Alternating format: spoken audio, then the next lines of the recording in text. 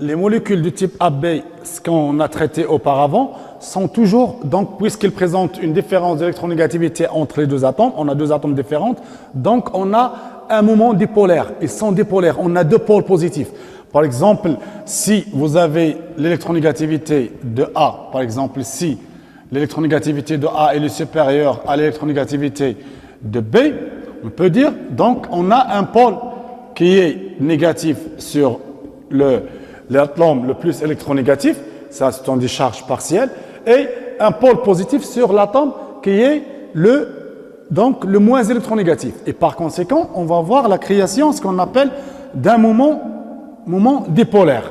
Alors le moment dipolaire, bien sûr, généralement pour les atomes qui présentent une grande différence d'électronégativité, on essaye de chercher, donc ils ont une liaison, ce qu'on appelle liaison covalente, avec un caractère ionique, qui est important. Et par conséquent, on vous demande souvent de calculer le pourcentage ionique de la liaison. Et donc, on revient, donc pour calculer ce pourcentage ionique, on est obligé de définir c'est quoi le moment dipolaire et ensuite on va calculer donc le pourcentage ionique. Donc si je prends pour une liaison AB avec une différence d'électronégativité, donc ici, la distance qui sépare, vous avez ici la distance de la liaison, on va le noter D. Donc je prends le moment dipolaire par définition, c'est tout simplement donc D fois la charge. La charge, bien sûr, quand on a la charge, c'est le nombre de charges. Ici, c'est le nombre de charges θ, d'accord? Le nombre de charges, on l'appelle le nombre de charges, θ, d'accord? Fois la charge de l'électron. Donc, c'est D fois E fois θ, d'accord? Donc, si je calcule donc D en fonction, donc je rends donc D en mètres, donc qu'est-ce qu'on va voir? θ fois 1,6 10 moins 19. Donc ça, c'est coulomb, c'est la charge de l'électron, fois la distance toujours, fois 10 à la puissance moins 10. Et là, on va voir, donc l'unité, c'est coulomb-mètre. Coulomb-mètre. Et donc, on peut avoir, c'est D fois la charge partielle, fois 1,6, 10 à la puissance moins 29. Coulomb-mètre. Si je veux la rendre or, on a 1 degré est égal à 1 tiers à la puissance moins 29, donc coulomb-mètre. Dans ce cas, alors or, on a ça, c'est le degré, c'est l'unité la plus utilisée. Donc pour ne pas avoir des chiffres qui sont donc soi-disant très très petites, donc on va essayer de travailler avec donc cette unité et qui rend un peu les valeurs plus donc réalistes, d'accord? Alors donc dans ce cas, on remplace le coulomb-mètre par donc degré 3 fois D divisé par 10 à la puissance moins 29. Et qu'est-ce qu'on va voir? On va voir donc ici l'expression finale, c'est 4,8, voilà. Donc si je multiplie 1,6 fois 3, c'est 4,8 fois D fois la charge partielle. Donc ça, c'est, donc ici, c'est l'unité, c'est degré, d'accord? Et bien sûr, la distance ici, la valeur qu'on a laissée ici, c'est en angstrom. Il faut faire attention. On va faire une petite application pour la molécule de type HF, d'accord? Donc ça, c'est ce qu'on appelle le moment, c'est le moment expérimental, qui présente vraiment donc la charge partielle. Alors, pour chercher le pourcentage ionique, c'est tout simplement quoi égale le pourcentage ionique? Donc si je mets ici, je vais prendre donc le pourcentage ionique ici. Alors, le pourcentage ionique d'une liaison AB, c'est égal à le moment expérimental divisé par le moment ionique, fois 100. D'accord? Alors, le moment expérimental, c'est ce qu'on mesure expérimentalement, ou bien on peut la calculer si on connaît donc θ, le nombre de charges partielles. Le moment ionique, ça veut dire que, donc ça veut dire si vous avez une liaison A, B, vous avez donc ici l'ionisation, par exemple ici 100%, si on a 100% ionique, ça veut dire on rend la molécule. Donc toujours, je rappelle que l'électronégativité de A est supérieure à l'électronégativité de B. Donc qu'est-ce qu'on va avoir ici? Donc B plus. Donc, ça veut dire, là, on a ionisé donc la liaison. Et dans ce cas, qu'est-ce qu'on va avoir? Mu est égal à combien? Pardon, la charge partielle, le nombre de charges. Combien le nombre de charges? Le nombre de charges, c'est, on a moins 1 et plus 1. Ça veut dire, A a gagné un électron et B a perdu un électron. Et donc, θ, le nombre de charges, est égal à 1.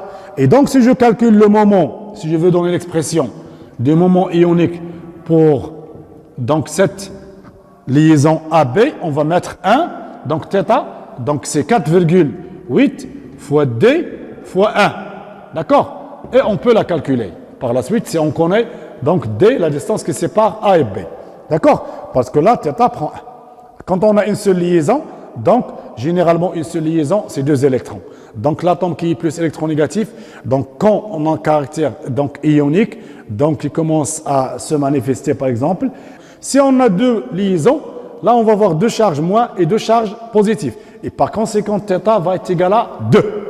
D'accord? Donc il faut faire attention à ces petites choses.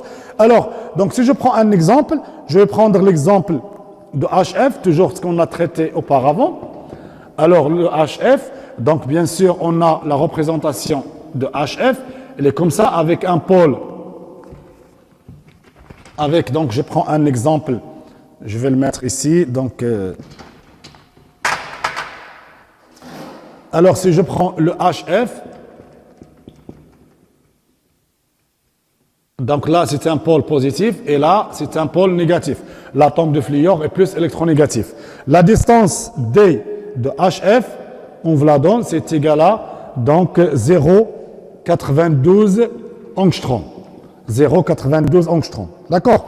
Et le moment expérimental est égal à 1,91 dioxyde. D'accord?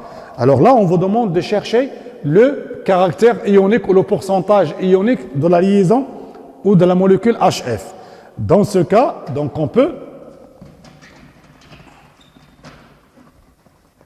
continuer donc le calcul ici.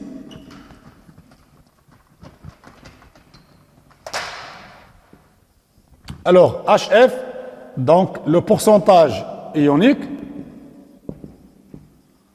est égal à donc de HF est égal à le moment expérimental divisé par le moment ionique fois 100. Alors, le moment expérimental, c'est donné, c'est 1,91, c'est déjà donné ici, 1,91 divisé par le moment ionique. HF, on a une seule liaison, donc ça veut dire HF, quand il devient, donc soi-disant, quand on l'ionise à 100%, on va avoir un F, donc H plus et F moins, quand il y a une seule liaison, donc 100% ionique, donc H plus, F moins. Et par conséquent, ici, on va voir le nombre de charges égal à 1. Et je remplace dans l'expression qu'on avait déjà donnée auparavant, le moment, c'est quoi le moment? C'est 4,8, aux alentours de 4,8, parfois on met 4,85, c'est question de chiffres après la virgule. Donc, fois la distance en angstrom, fois le nombre de charges. Alors ici, on a le moment ionique, c'est 4,8 fois 1, fois la distance. La distance, c'est donné. La distance, c'est 0,92. D'accord? Et on va trouver, donc, fois 100, qui est égal à 43%. Donc, aux alentours de 43%. Donc, ça, c'est le pourcentage. Si vous faites le calcul donc, à la maison, vous pouvez calculer le pourcentage ionique donc, de la molécule HF. Si on vous demande de représenter les charges partielles sur la molécule, ça veut dire quoi? Donc on a réel. Donc maintenant, on a calculé. Donc ça veut dire on veut représenter le HF avec plus ici moins. Charge partielle positive, charge partielle négative. Donc ça veut dire on doit chercher la valeur de θ. Quelle est la valeur de θ? Donc c'est simple. Donc à partir de cette expression du rapport, donc tout simplement θ, si vous prenez le pourcentage ionique, c'est quoi? C'est le moment expérimental. Le moment expérimental, on va la laisser comme donc sa définition, fois le charge partielle, fois D, divisé par le moment ionique, c'est 4,8 fois 1, fois donc D. D'accord? Ici, toujours, je parle de HF. De HF, le moment ionique, 100% ionique, θ est égal à 1. Là, c'est le moment expérimental. Je n'ai pas la valeur. Donc, je peux simplifier ici par donc D 4,8. Qu'est-ce qu'on va trouver ici? Bien sûr, fois 100, c'est égal à donc θ fois 100. Donc, la charge partielle θ est égale à le pourcentage ionique divisé par 100. Et si j'applique donc pour HF, on a trouvé, donc θ est égal à 43 divisé par 100, c'est égal à 0,43. Et on peut représenter donc le HF comme ça, H avec plus 0,43, plus 0,43, et ici, donc F moins 0,43. Donc voilà, donc là, c'est donc le dessin de la molécule avec les charges partielles.